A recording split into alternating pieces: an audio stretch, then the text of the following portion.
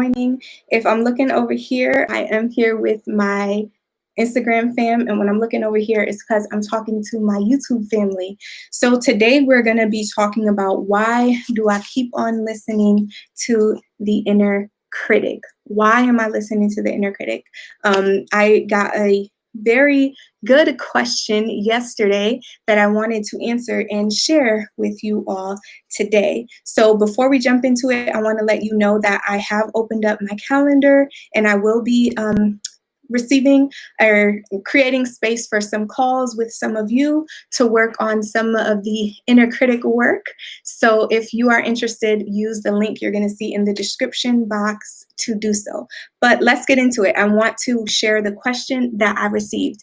And those of you that are here right now, let me know your comments or your feedback or your questions in the space, and I will respond to it.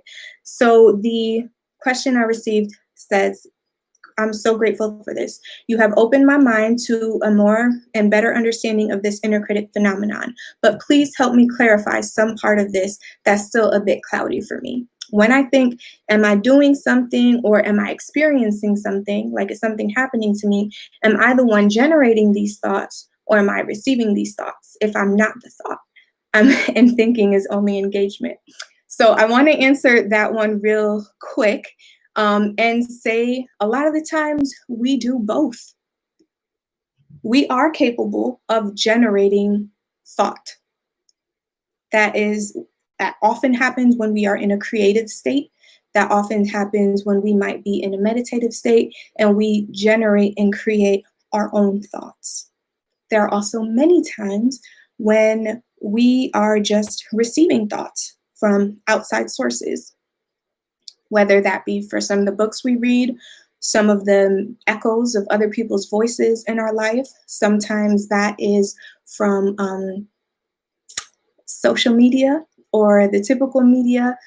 So a lot of the thoughts that we have are also just echoes of experiences or messages that we've heard outside. So it's both and. Sometimes they're just replays of what we've experienced, and sometimes we generate authentic, true thoughts for ourselves.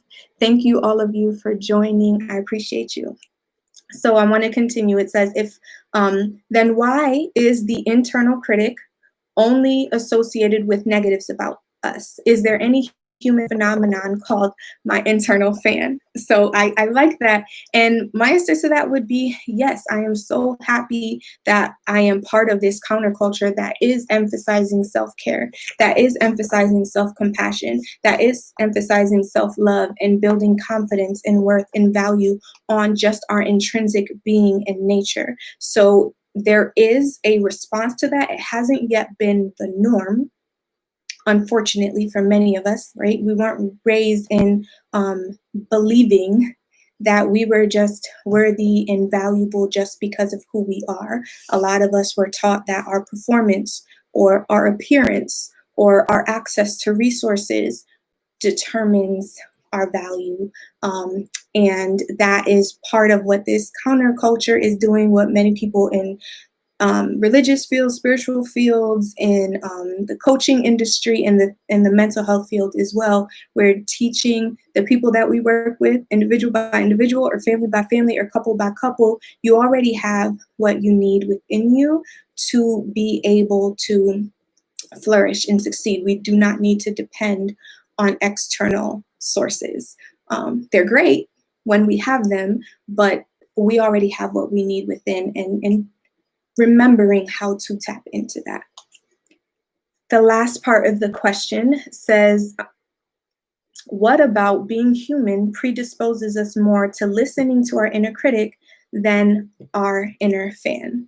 So this is this section that I want to spend a little bit more time on, and that is because the inner critic is developed by our socialization. It's developed by our education.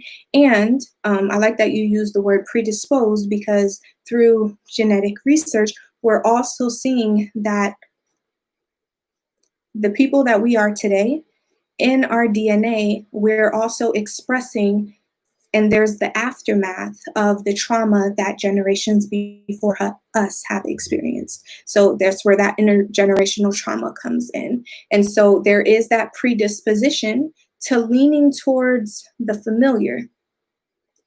What a lot of the clients that I work with, the place that they're in is they're like, yes, this is familiar, but the familiar is not enough. I'm done with the familiar. I'm done with this. Like, yes, this is what life has been like for myself, for my family, for my people, but this isn't what I want life to be like for me.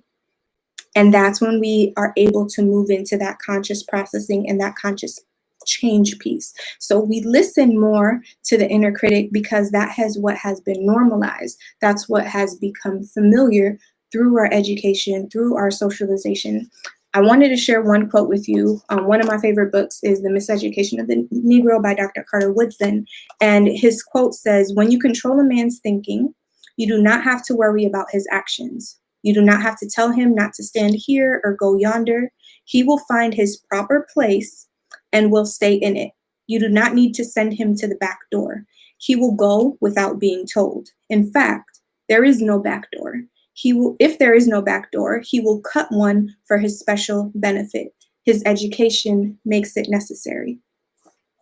So that is another example, right, of us internalizing a lot of the messages that we've been educated with, that we've been socialized by, not only in our current lifetime, but also what our parents and our great grandparents and our great grandparents and our ancestors have had to suffer. In the history of humanity, we have seen a lot of oppression. We have seen genocide. We have seen erasure of cultures through educational systems. So we have seen a lot of this generationally. And it makes sense that we would lean more towards that critical train of thinking, because that's how, for generations, many of us were socialized. And so now, those of us that are fed up with it and are saying, no, no more, that's where this consciousness piece comes in, creating and generating thoughts for ourselves and redirecting our attention elsewhere. So recognizing that, you know what, I'm going to make me an inner cheerleader. I'm going to tune into my inner guide. I'm going to generate thoughts for myself. So if you're interested in having a conversation with me about the way the inner critic shows up in your life, use the link to book a call. And I'm just going to wrap it up with this one last piece.